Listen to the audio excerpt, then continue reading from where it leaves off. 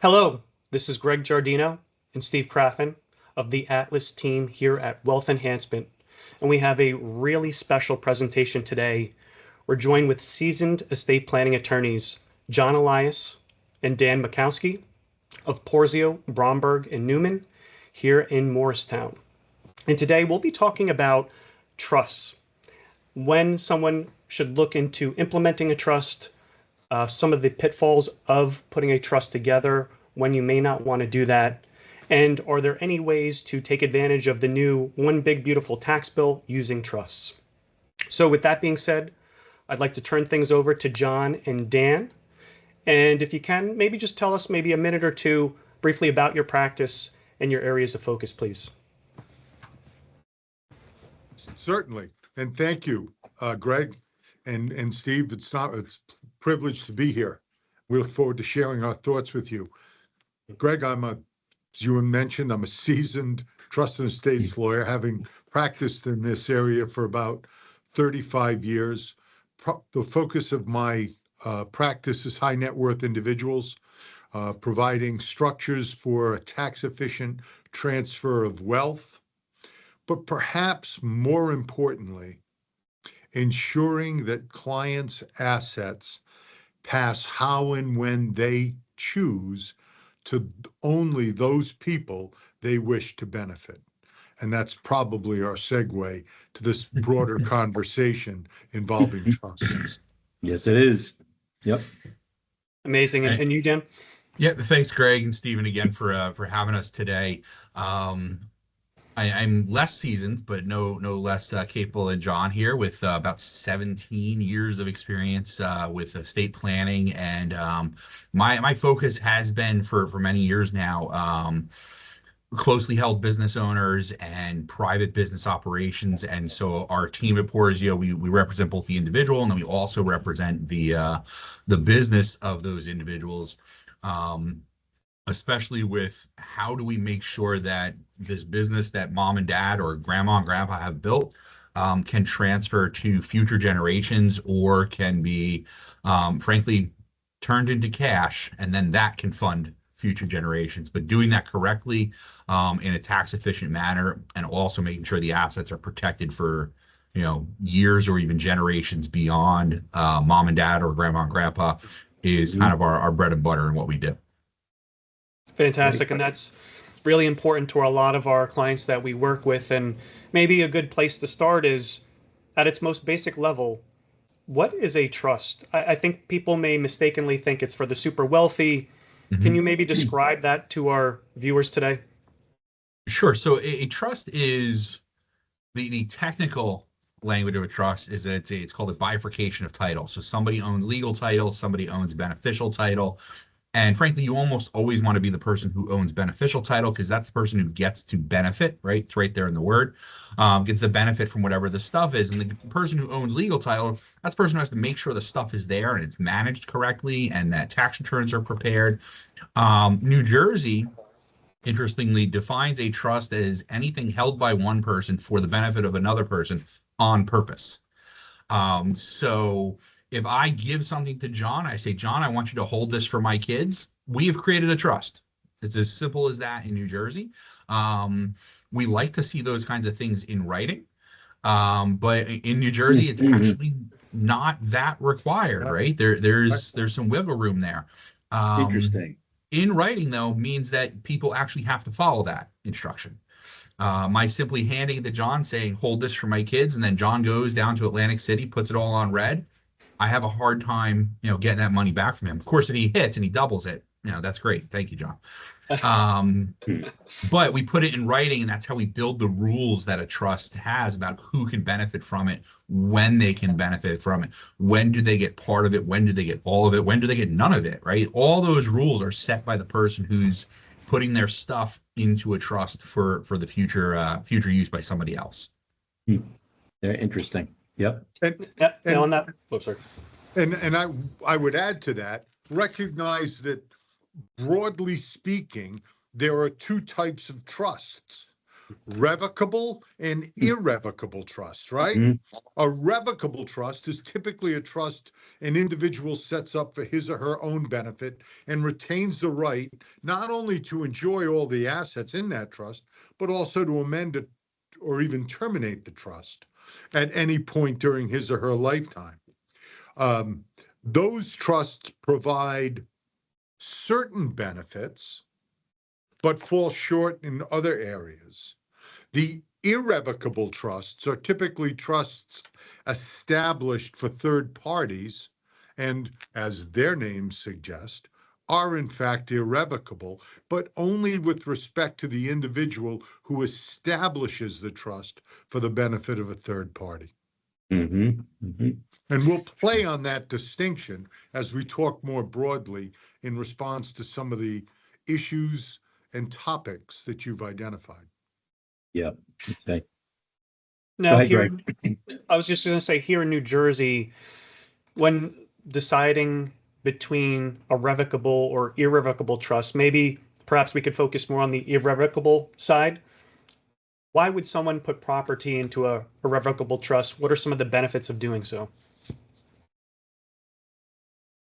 So, good question. And the problem is there's no bright line test that says if A, B, and C are present, then you should put property into an irrevocable trust.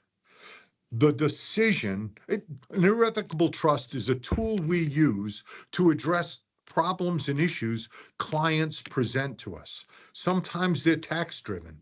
Sometimes it's asset protection. Sometimes it's simply administrative control over an asset that's going to be shared by multiple parties. So, and it also turns on the type of property to determine whether a trust is warranted and whether that trust should be revocable or irrevocable on formation. Yeah. So it's kind of open-ended and warrants, as always, further scrutiny and peeling back the onion to get back to the core and then making a recommendation. And revocable trusts typically they also are called grantor trusts, right? And they're typically the tax consequences go to the grantor, whereas an irrevocable can either pay taxes on its own, or if it distributes all of its income, it'll pass it through to the beneficiaries. That's correct, right? So, Stephen, a revocable trust is always going to be a grantor trust, right? That's Right. always going to Yep. pick Yep. back to the person who put the stuff into the trust. They're taking 100% of the tax liability. An irrevocable trust will default as a grantor trust. So the person who puts their assets into the trust is going to pick up any tax liability, whether it's capital gains, whether that is ordinary income, even if money isn't distributed, Mm-hmm. right? The money can stay in the trust forever, but the bill goes to the person who created the trust because it was a grantor trust. Mm-hmm. Okay. With some changes in the actual document, sometimes we want to make it a non-grantor trust. So the Oh, person yes. who Mhm. put their assets into the trust is no longer considered the owner for tax purposes. The trust is its own taxpayer. And the trust is now going to pick up tax upon the sale of certain assets. It's going to pick up tax on dividends and interest, and the trust is going to pay that. But we can't be that simple unless it distributes it out to the beneficiary, and then the beneficiary pays the tax, right? Because then the trust actually gets a tax deduction essentially for the distributed income. And so an irrevocable trust kind of gives us more flexibility about who's going to pay taxes and when, right? Because sometimes you keep it in the trust because for whatever reason the trust is at a lower tax bracket or there's not a lot of money, or we distribute it out to, a 20-year-old kid who has no other income, and so we can get the advantage of really low tax brackets for that particular person. Those are great points, Dan. That was really interesting. Yeah, and again, this is where you peel the onion. And as I listened to Dan, I was drawing a distinction in my own mind about deciding whether to make a trust an irrevocable trust, a Mm. grantor trust, or a non-grantor trust. And in my practice, if I am structuring what I'll call an internal transaction, where my client may be selling assets to an irrevocable trust, I probably want my trust to be a grantor trust so I don't have income tax consequences on my internal transaction. If I'm positioning my client for some kind of liquidity event and I want to take advantage, for example, of Florida law, where there's no state income tax, I Mhm. might create a non-grantor trust in Florida to consummate that sale, and in doing so, avoid a New Jersey state income tax on that sale. So again, it all comes down to understanding the client's goals and situation to make an informed recommendation about what type of trust to use and where to establish that trust. That's a really interesting point, John. Really interesting. Yep. I don't think Governor Murphy's going to be very happy with you doing that, though, right?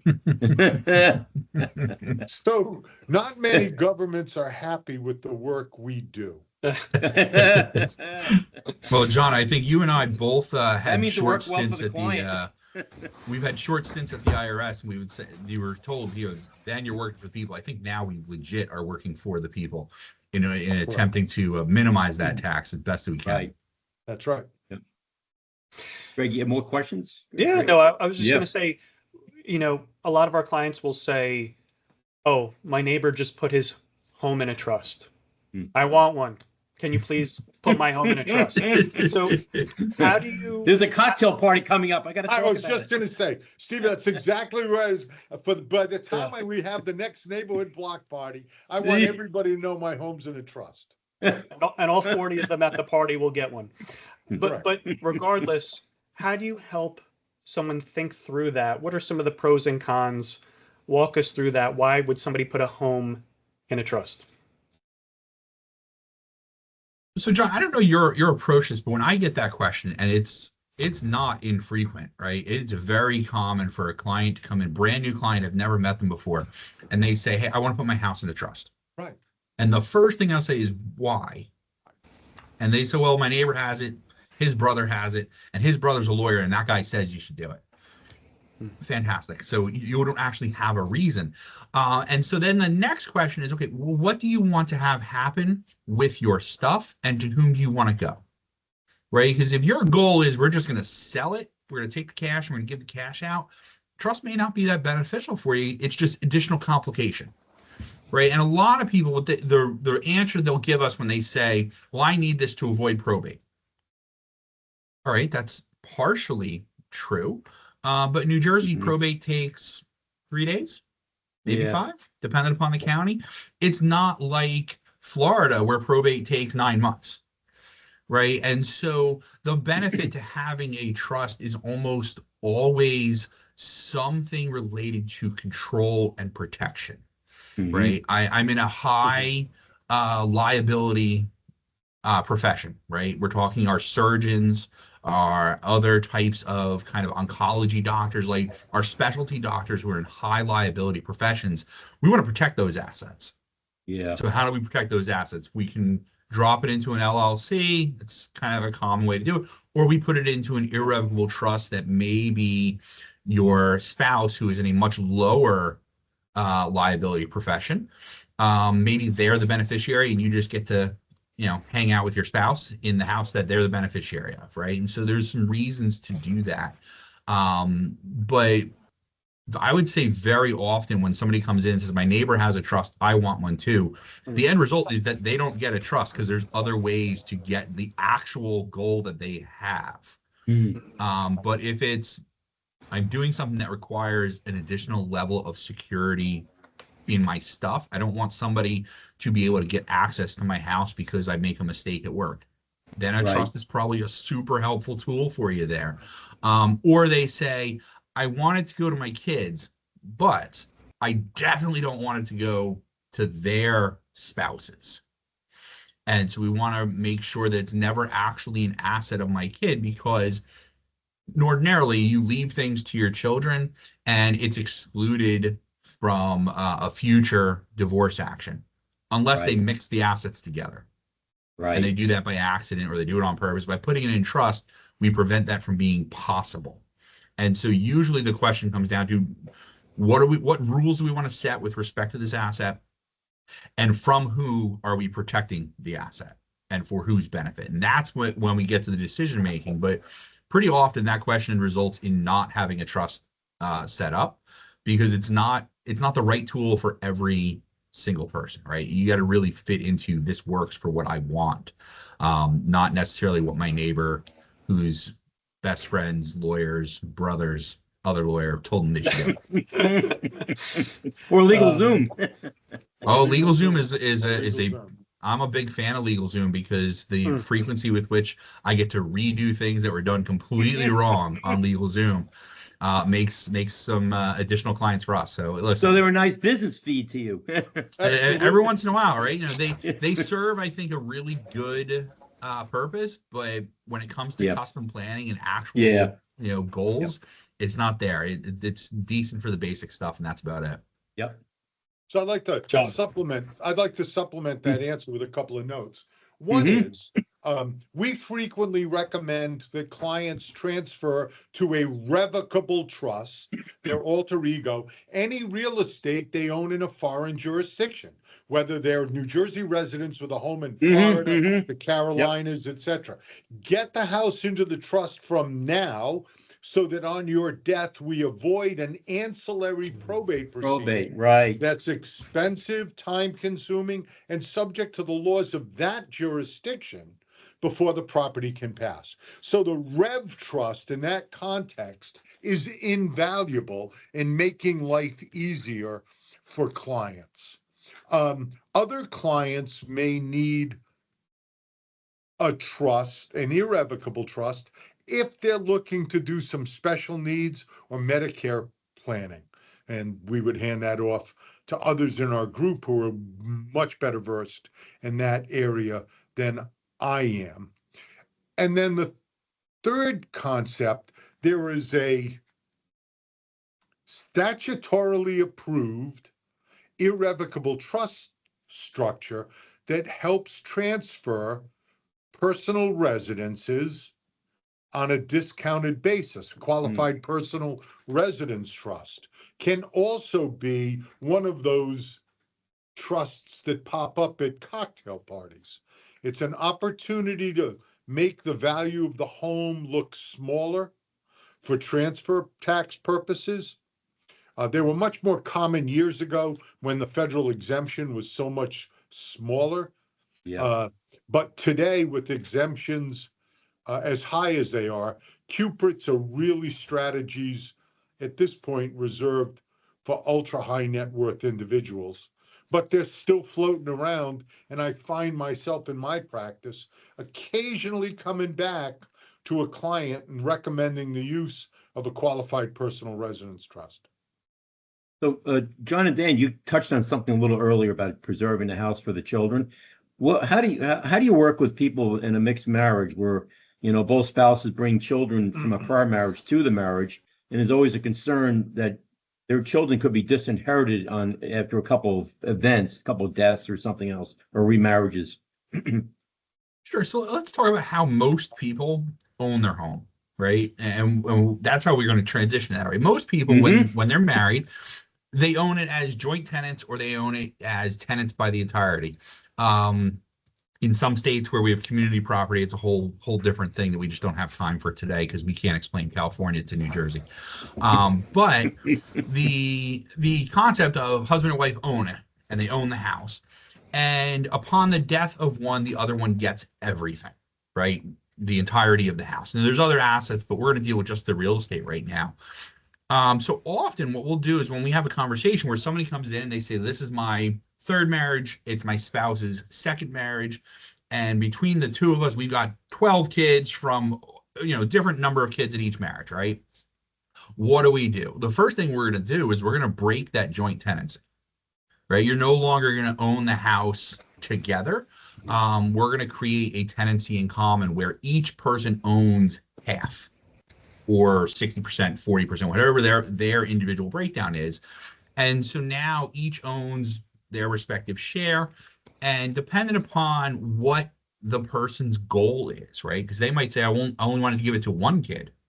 All right, well, then we're going to craft around giving to that one child. What we may do is take your now 1/2 interest in the house, transfer that to a trust, that the trust will say, my spouse can continue to live in the house for as long as they want, right?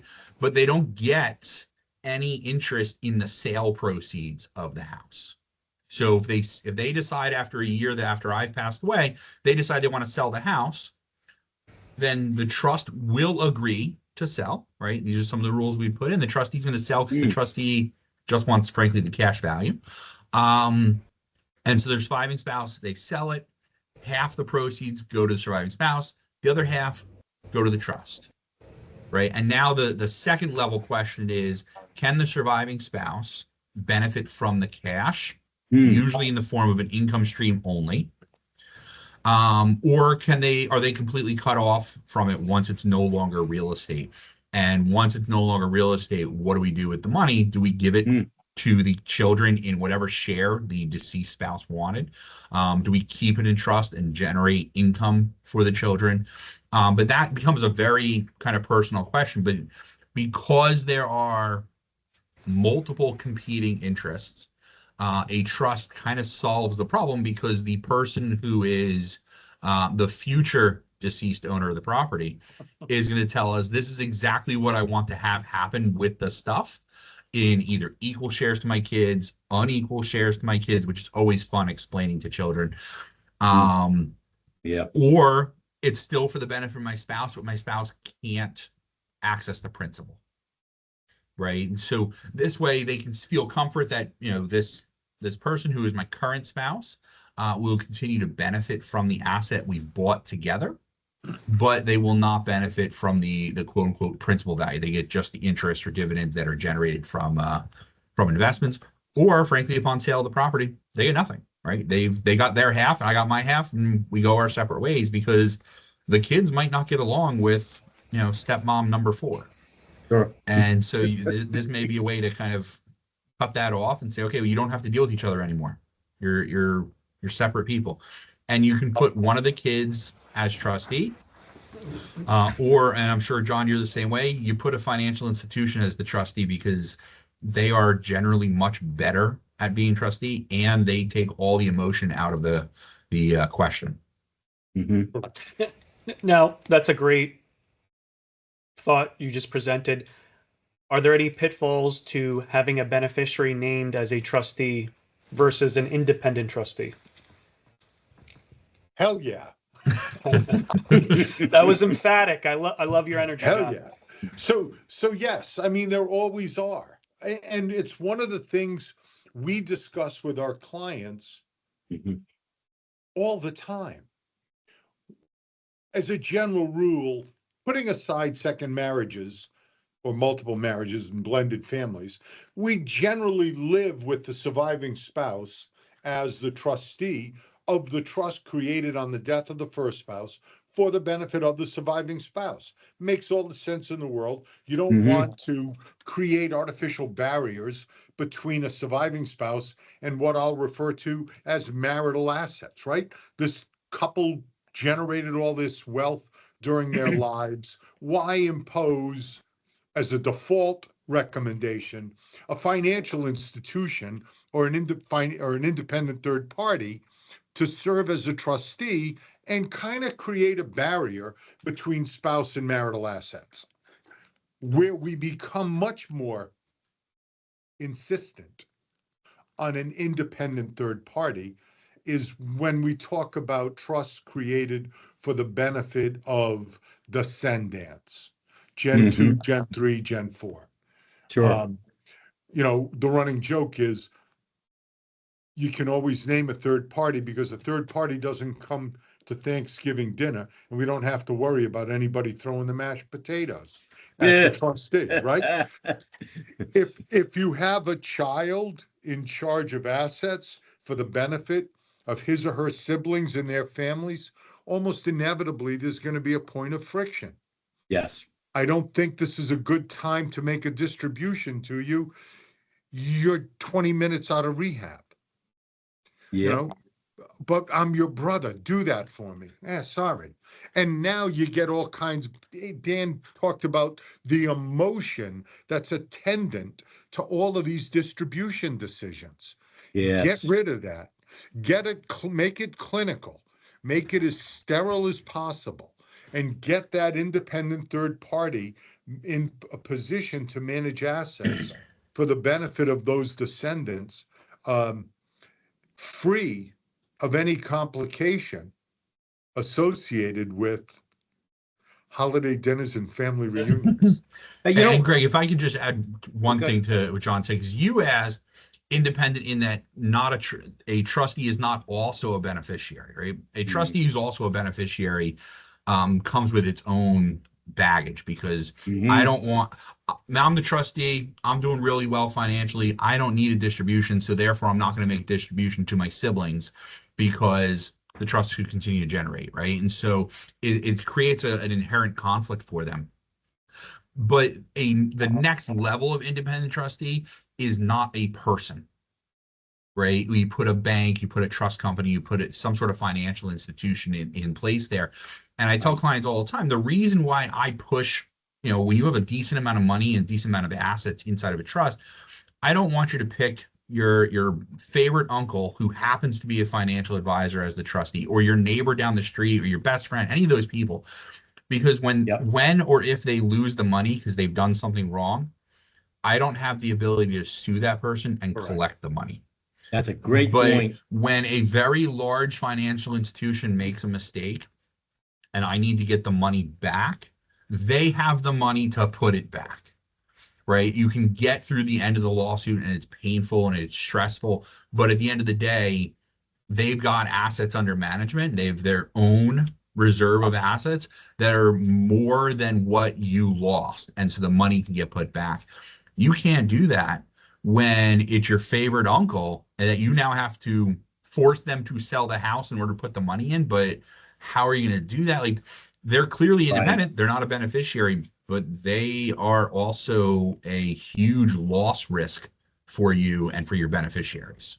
So that brings up an interesting question, because I seen a couple cases with clients who came to us and they had a trust, and the problem was that the role of trustee and investment advisor were joined together, and the trustee, it was a large bank and they were doing a horrible job investing in the assets, because they can do poor jobs too. But I would think you want to separate the roles so the trustee can fire the advisor. And I'm an investment advisor, and if we do a bad job, we should be fired. I would think that there's some conflict there. You'd want to try to maintain a trustee. They're large trust firms. That's all they do. They don't invest the money, and that they may know how to hire a really good investment advisor. So typically, I think you see three functions that a trustee discharges, right? There's an administrative role, record keeping, tax returns. There's an investment function, and then there's a distribution function, because most of the trusts we create do not mandate distributions, but empower a trustee to make distributions pursuant to whatever the standard is we employ, or even, depending on the trustee's sole and unfettered discretion. We like to have a financial institution that handles those administrative responsibilities. And when we draft trusts, we can invoke what most states now have, what's called a directed trust statute, which directs the trustee to retain as an investment advisor to the trustee institution X, individual Y. And the investment function is discharged by that investment advisor. But by the same token, the investment advisor does not want to be fielding calls on a weekly, monthly basis from beneficiaries looking for 20 cents, college tuition, money for a house, et cetera, et cetera. So we Right. create a distribution committee who does in fact entertain those questions and those requests. Interesting. And in that structure, we try to maximize the skill set that each professional brings to the table. And then John, if I may, I have a fourth role that we try to fill, because we've got the administrative trustee, you have the investment trustee, you have the distributions committee or distributions trustee, and then I have a person that has no benefit from this trust, but they are your best friend. They are the person who's going to do what you would do, and that is your trust protector. Their sole job is to make sure that everybody else is doing their job to the best interest of the trust, to the best interest of the beneficiaries, and is doing so with their best friend, the grantor's kind of mindset, right? And this person has authority to hire and fire anyone, right? So they come in and say, hey, Mr. Trustee, you did a bad job doing this. I am now firing you and I'm replacing you with this other trust. Mr. Investment Advisor, I know that you are with you're associated with a large bank that was also the administrative trustee, but you've done a bad job. We're hiring a new investment advisor. Whether the trustee wants to or not, the trust protector is pulling the trigger. That's right? interesting. So that person's role is the person that is, your best friend down the street who you've known for 40 years. Put that guy in charge, right? Because he's going to know what you as a person would have wanted to have happen to your beneficiaries, would have wanted to happen to your stuff. And they're going to have the best kind of mindset looking out for you and what you wanted. And they get nothing out of the trust, right? They're doing this because they've been asked to do it, not because if they do it a certain way, they get a couple extra dollars or the commission increases or decreases. None of that's a factor for them. They're doing it because you've asked them to, and you trust them to do that. They have no conflicts then, that's perfect. Correct. Usually it's somebody who's not related, at least isn't like the parent to the children. It might be an uncle or cousin or something like that. I say to people, listen, this is your maid of honor and best man. That's who you're putting in this position. That's really interesting. And they care. They're going to care too. Correct. So. Correct. And I'm really glad you brought up that point. So for our viewers, our listeners, trust protector is really important to have an unbiased opinion and direction on how things are going. Also, the independent trustee, I see value in that for most folks because it really takes out that emotional burden of making those decisions. If a beneficiary comes to you and, who knows, they could have issues going on, they could be addicted to things. This can really help alleviate some of that emotional stress, as you said, John and Dan. So I think that's important. One quick, I want to revert back to one thing you said, Dan, earlier. Our firm does some work with medical doctors and physicians, and you had mentioned potentially putting a home in a trust or a home in an LLC. What do you say to those medical doctors that say, you know what, hypothetically speaking, the husband's an oncologist, the wife is an employee at a big Fortune 500 company, and the oncologist says, you know what, I'll just put the home's title in my wife's name. What could go wrong there? Is that still a viable strategy? It's still viable, but it's not as protective. Right? Because I take the house out of my name or out of my joint name with my spouse. I put it 100% into my spouse's name. I do something wrong as a surgeon. I cut off left leg instead of right leg, right? I'm trying to give you really bad case scenarios. Somebody sues me and then they proceed and they say, well, you have no assets. True, right? I've given everything to my spouse. And so for the most part, everything is relatively protected, right? Because they're not bringing suit. They're certainly not bringing professional malpractice suit against my spouse. But then we get divorced. Now what are we doing? Right? She owns the house. So New Jersey, I still have an equitable claim to it. The house is partially going to end up still being mine. Does it now become available to my creditors that I originally thought I was completely avoiding those creditors? Did I own the house before we got married and it would have been a non-marital asset at the time of divorce? Like there's all those factors. Putting into a trust, you can put in provisions that say this trust is for the benefit of my spouse. My spouse as of today is this person. If this person changes, it's no longer for their benefit. Right? So now if you get divorced at some point in the future, the stuff inside the trust may not be part of that divorce. Right? It might still be separated. And we don't want to say to people, hey, there's a chance that you may get divorced. Right. And we don't want to kind of put that out there because what we're thinking about is we just want to overall protect your assets. And while your spouse is in a relatively low liability profession, right? They're not the person picking up the scalpel. They're still driving a car every day. That's They right. might still get into a car accident and hurt somebody. Right. So we want to protect the assets from all potential creditors, not just the worst case scenario. Because what we don't want is we don't want your spouse to get into a car accident. Now there's a judgment against the house. And while your insurance is probably going to pay, like your car insurance is probably going to pay for whatever damages there are. Yeah, you can't get a home equity line on the house. You can't open up new credit cards. Your financing options are limited. But if it's in the trust, technically not owned by you or your spouse, but your spouse gets the benefit from it. We've protected it from a whole larger host of creditors that potentially exist out there, right? And my hope is that that never matters, right? That you go the next 30 years in your career and we don't care that it was held in trust, but we protected it just in case.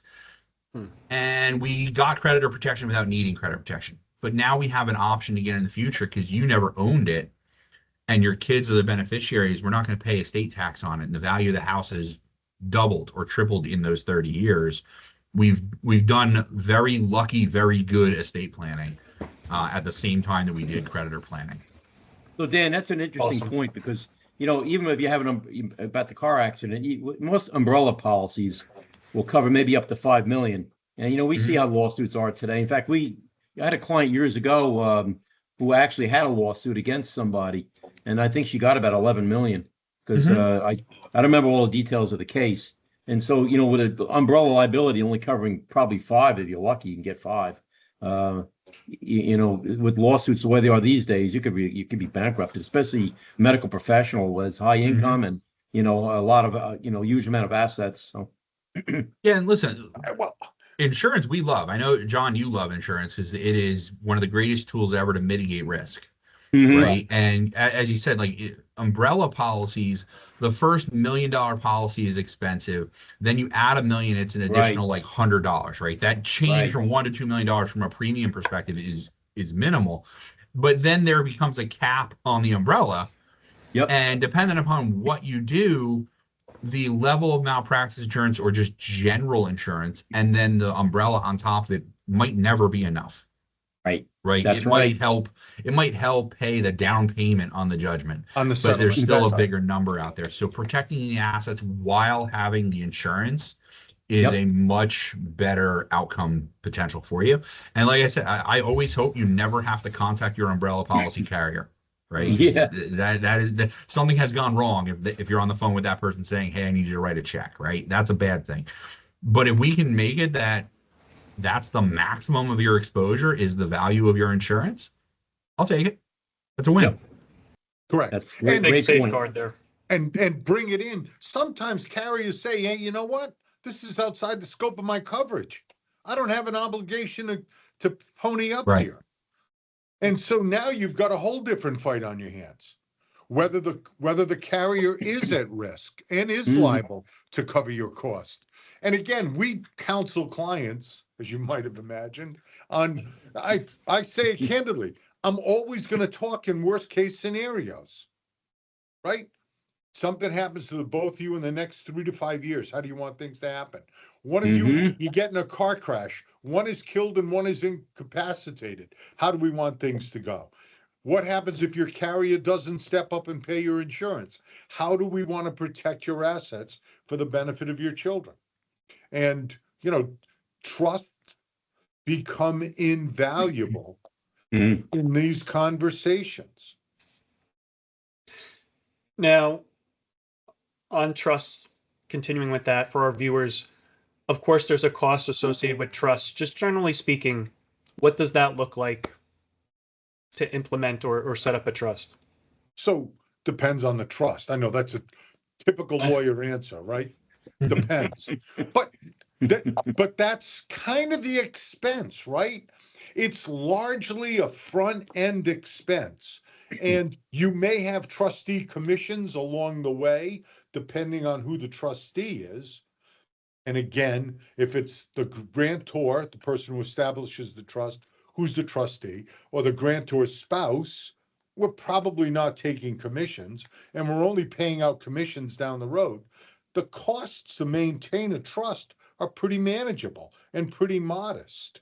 And the complexity dictates the front end cost on creating the agreement. And also the type of trust we're creating as it relates to various tax issues, jurisdictional issues, creditor claims. Those things all feed into what the startup cost or what the initial cost to create the trust will be. Interesting, very interesting. So if we're working with a high net worth client and they have 3 children and they say, you know what, I'd like to make sure my retirement assets and any assets that I own go to my children, and you'd have to set up a trust for this couple. What kind of trust would it be? What would that look like? And their main concern is protection around divorced spouses. Because I feel like that's a very common one. They want to keep it in the bloodline. They do not want it to go to their children's spouses. So talking about retirement assets raises a further complication, planning opportunity. 20 years ago, that would have been kind of a layup plan that we just would have set up a trust to be the beneficiary of the retirement assets following the death of the surviving spouse. And we would stretch the IRA over the lifetime of Gen 2 children.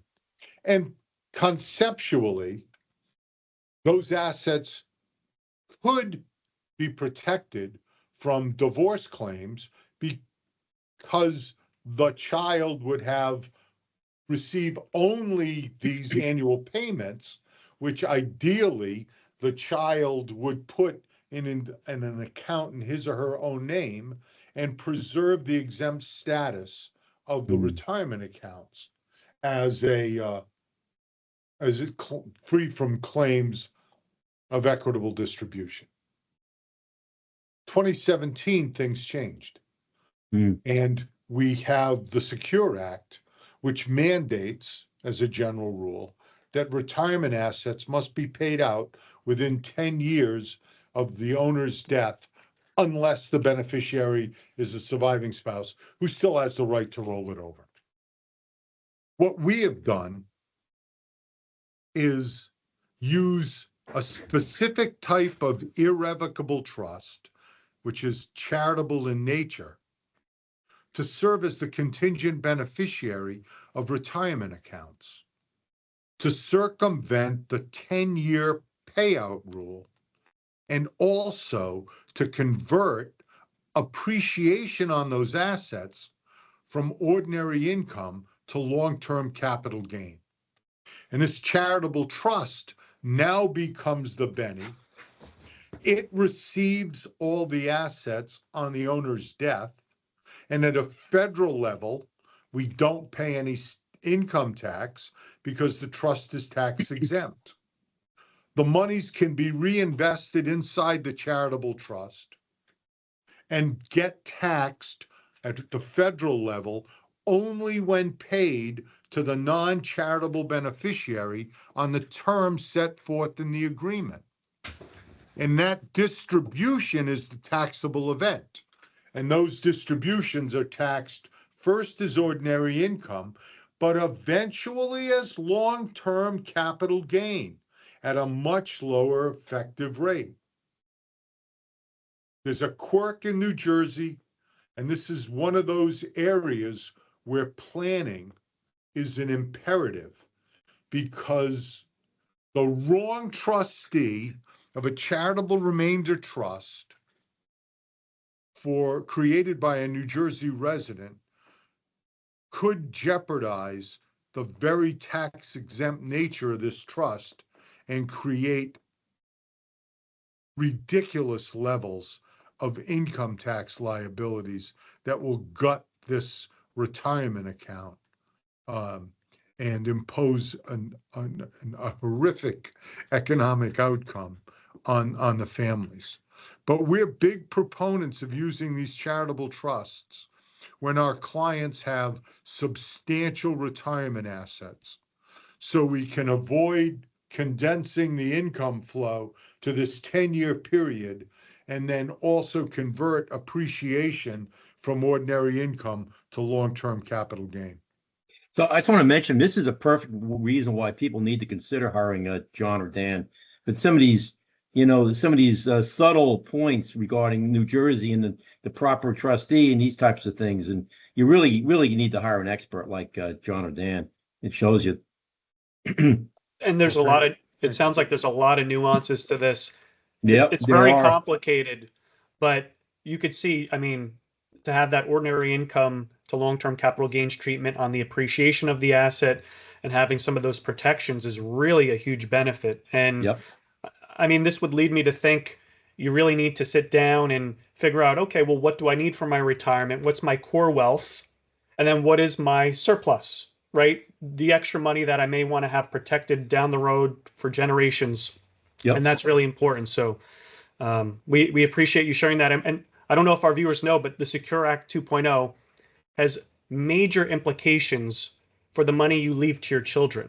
What used to be, just to piggyback what John said, what used to be 30, 40 years, you leave money to your children in a retirement asset, it could continue to compound and grow, has to be taken now within 10 years typically. So that's it could be a lingering tax bomb, if you will.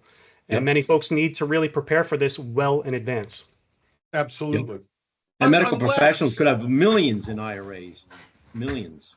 Right, unless those clients are absolutely positively sure, when they're going to die and how much money they'll have at the time they die. Then they really don't need our service. Well, John, they could the perfect plan, hire a self-hired hitman, and correct. All right, how about next week? Right. Correct. But it shows you why you got to bring experts in like John and Dan. The subtleties here, and not just regarding the legal aspects, but also the tax aspects. And you could gain so much benefit to your family for such really ultimately little cost, quite honestly, in relation. Relatively speaking, yeah. I mean, that was in the old days when the exemptions were so low. I mean, I've been practicing. Yeah. I go back to when they were 600,000 per person. I do too. I remember. I always loved writing that planning letter, telling the client what the exposure was currently, given the structure of their plans, and then telling them how many literally millions of dollars they would save their children in estate taxes if they followed a recommended plan.